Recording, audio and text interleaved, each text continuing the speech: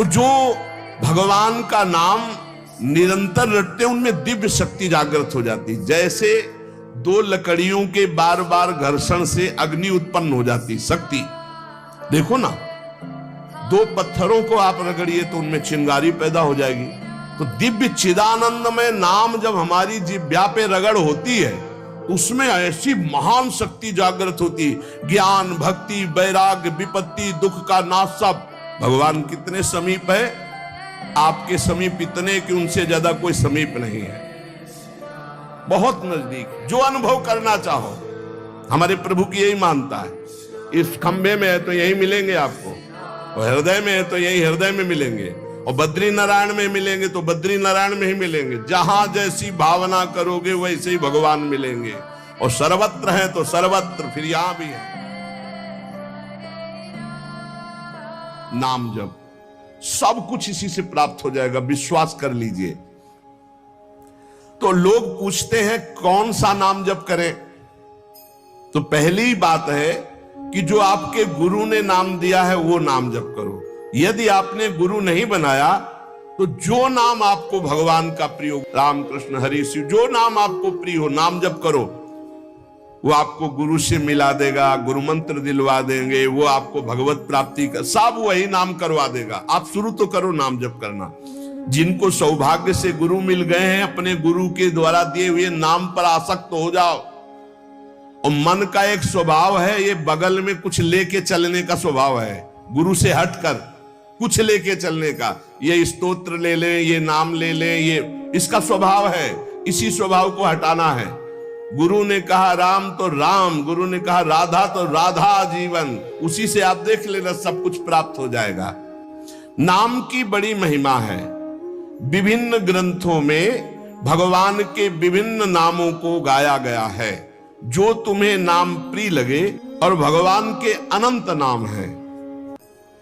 सभी भगवान के नाम समान बलशाली हैं, पर विशेषता होती गुरु प्रदत्त नाम में। जैसे गोस्वामी जी को राम नाम सर्वोपरि, चैतन्य महाप्रभु कृष्ण नाम सर्वोपरि, हरिवंश महाप्रभु राधा नाम सर्वोपरि, कोई हर्ज नहीं। उसी एक परम तत्व के अनेकों नाम हैं, जिसको जो प्रिय लगे खूब पकड़ लो उस नाम को, जोर से बार बार उसे जपो। तो जो भगवान का नाम निरंतर रटते उनमें दिव्य शक्ति जागृत हो जाती। जैसे दो लकड़ियों के बार बार घर्षण से अग्नि उत्पन्न हो जाती शक्ति। देखो ना, दो पत्थरों को आप रगड़िए तो उनमें चिंगारी पैदा हो जाएगी। तो दिव्य चिदानंदमय नाम जब हमारी जिह्वा पे रगड़ होती है तो उसमें ऐसी महान शक्ति जागृत होती। ज्ञान, भक्ति, वैराग्य, विपत्ति, दुख का नाश सब। देखो गोस्वामी जी सरल भाषा में कह रहे हैं, यदि हृदय में और जगत में भी लोक में मंगल चाहते हो तो अपनी जिह्वा रूपी देहरी पर, जो भीतर और बाहर दोनों को मंगल करेगी, नाम विराजमान कर लो। गोस्वामी जी को प्राण प्रिय है 2 अक्षर राम, ऐसे प्राण प्रिय है हमारा 2 अक्षर राधा। जिह्वा पे विराजमान कर लो, लोक परलोक सब मंगल को प्राप्त हो जाएगा। सर्वत्र भगवत दर्शन, तीसरी बात आई। पहला आया अपने इष्ट के अनन्य, दूसरा कैसे हो तो बोले निरंतर नाम जप करो, और तीसरा सर्वत्र भगवत दर्शन। ये सर्वोत्तम बात है। चाहे वो चांडाल हो, पशु हो, पक्षी हो, जड़ हो, चैतन्य हो, जहां तुम्हारी दृष्टि पड़े तो उसमें देखने की कोशिश करो, इसमें भगवान श्री हरि विराजमान है। जैसे दूर से पड़ी हुई रस्सी सांप दिखाई देती है, न सांप पहले था ना बाद में रहेगा, बीच में भास रहा है, और बीच में है रस्सी, भास रहा है सांप। ऐसे ही ये संसार पहले नहीं था, बाद में भी नहीं रहेगा, बीच में भास रहा है, और है श्री कृष्ण, है प्रभु, और भास रहा है संसार। ये झूठा भ्रम हो गया। ये स्त्री है, पुरुष है, जड़ है, चैतन्य, एकमात्र भगवान बना हुआ है, जो सब में मुझको देखता है और मुझ में सबको देखता है। वो मेरे नेत्रों से कभी ओझल नहीं होगा, मैं उसके नेत्रों से कभी ओझल नहीं होगा। और एक श्लोक आता है कि मैं किसी में प्रवेश नहीं हूं, कोई मेरे में प्रवेश नहीं। वही यहां कह रहे हैं, नहीं आधार नहीं को हरि महा। अब क्या मतलब है इसका? बोले इसका मतलब है जैसे कहा जाए बर्फ में पानी नहीं है और पानी में बर्फ नहीं है, बात कैसी रहेगी? क्योंकि बर्फ ही पानी है, पानी ही बर्फ है, भेद ही नहीं है। तो कहा जाए बर्फ में पानी प्रवेश नहीं कर सकता और पानी में बर्फ प्रवेश नहीं कर सकती, उसकी अलग सत्ता नहीं, बर्फ ही पानी बनी हुई है, पानी ही बर्फ है, कोई अंतर नहीं। तो कह रहे कि नहीं आधार।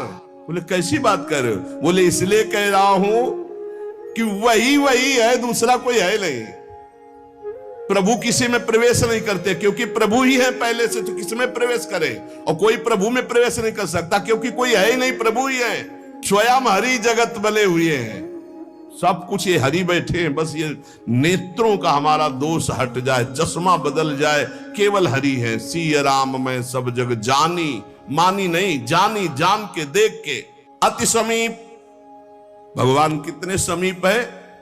आपके समीप इतने कि उनसे ज्यादा कोई समीप नहीं है, बहुत नजदीक है। इतने नजदीक है कि अपने आप से भी नजदीक हरि है, अपने आप से भी।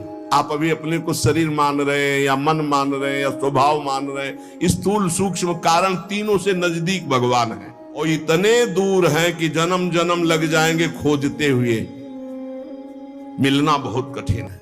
क्यों? क्योंकि बाहर खोजने से नहीं मिलेंगे, अंदर डूबने से मिलते हैं। अंदर जो लौट कर डूब गया वो पा गया हीरा, और जो बाहर चाबी घर में खो गए हैं और बाहर जंगल में पूरा जीवन ढूंढो, मिलेंगे क्या?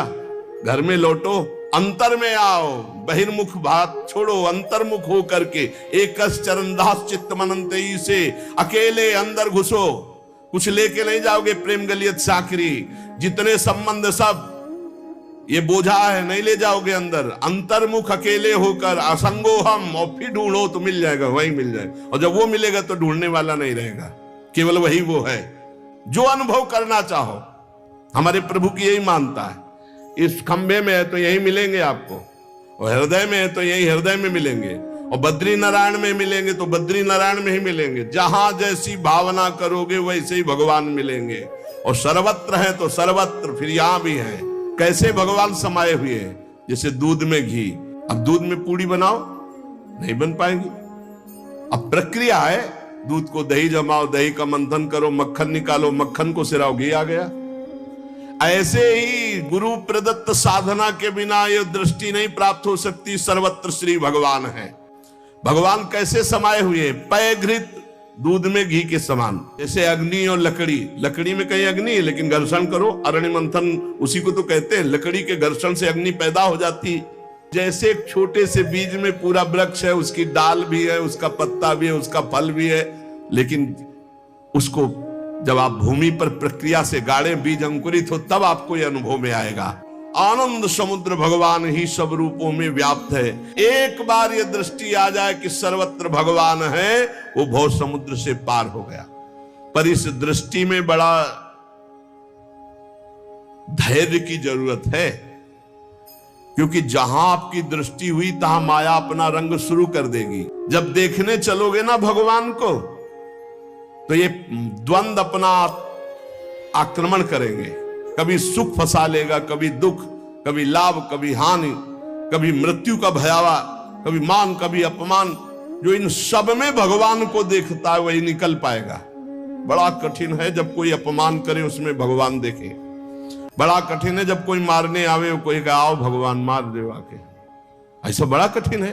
कोई हमें गाली दे, हानि करे, तिरस्कार करे, हम उसमें भगवान देखें, लेकिन है भगवान।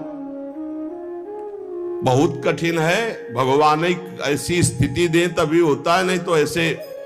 अब नामदेव जी ने जब कुत्ते में भगवान को देख लिया, भूत में भगवान को देख लिया, तो एक भगवान से सख्य भाव से बात करने लगे। एक दिन कहा, विठ्ठल भगवान, पांडुरंगा, आपकी कृपा से अब मैं सब में आपको पहचान लेता हूं। भगवान ने कहा सही। बोले आप किसी भी रूप में छुपो, अब हम आपको पहचान लेंगे। भगवान मुस्कुरा दे। थोड़ी देर में विचार आया कि मंदिर में बैठ के भजन करने से बड़ी भीड़ हो रही, लोग आ जा रहे हैं, विक्षेप पड़ता, मंदिर के पीछे चलते हैं। अभी तक विचार नहीं आया था। अब मंदिर के पीछे जाके जो भजन में लगे, कीर्तन में, सो देखा कि 10 बच्चे आ गए, कबड्डी खेलने लगे। यहां बड़ा विक्षेप, चलो नदी किनारे चलते हैं। तो नदी किनारे जाकर कीर्तन करने लगे। अभी कीर्तन शुरू ही हुआ था कि वहां बैलगाड़ी से तंबू कनात उतरने लगी, हो हल्ला शुरू हो गया। उनके नजदीक दूर से गए, बोले यहां हम भजन करने आए थे, यहां भी उपद्रव शुरू किया। तो उसकी पत्नी गड़ासा लेके निकली, बोले हम भोजन की व्यवस्था भगवान ने कर दी है, मिल गया है, काट के अभी हम बनाते हैं, हम सब लोग खाते हैं। नामदेव जी ने कहा यहां तो मरने वाला प्रोग्राम शुरू हो गया, ये कौन लोग है जो हमें काट के खाएंगे। गड़ासा लेके दौड़ी नामदेव जी की तरफ। पति ने कहा तुम चिंता मत करो, दूसरा गड़ासा लेके वो दौड़े। अब वो नामदेव जी ने भजन तो फिर भी हो जाएगा जो जिंदा रहेंगे, और भागे मंदिर की तरफ। और सांस, और जैसे जैसे भागते पीछे पकड़ पकड़ अब पकड़ा पकड़। जब नगर में प्रवेश किया तो वहां देखा कि कोई ने, फिर मंदिर में गया, कहा हा, भगवान ने कहा क्या हो गया। बोले प्रभु ऐसा ऐसा घटना घटी, पता नहीं किस देश के वो लोग थे कि वो कह रहे थे लाओ काट के खाते हैं। और वो दौड़ पड़ी उनकी पत्नी, फिर वही बोले पहचाने नहीं क्या। बोले प्रभु पहचानना क्या है, वहां इतना बड़ा गड़ासा ले। बोले रुक्मिणी जी वो थी और मैं था, और कौन था, और कोई दूसरा थोड़ी था।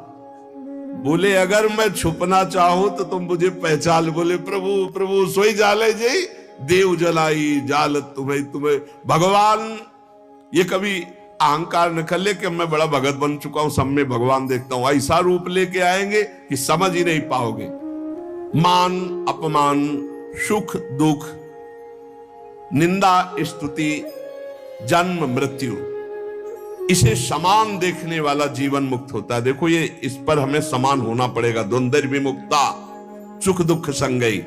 क्या देखना होगा, सभी मेरे प्रभु के खेल हैं, सभी में प्रभु भरे हुए हैं, और प्रभु का पावन स्पर्श हमें प्राप्त हो रहा है। चाहे जैसी परिस्थिति हो, बहुत आनंद रहता है यदि भगवत भाव में रहोगे।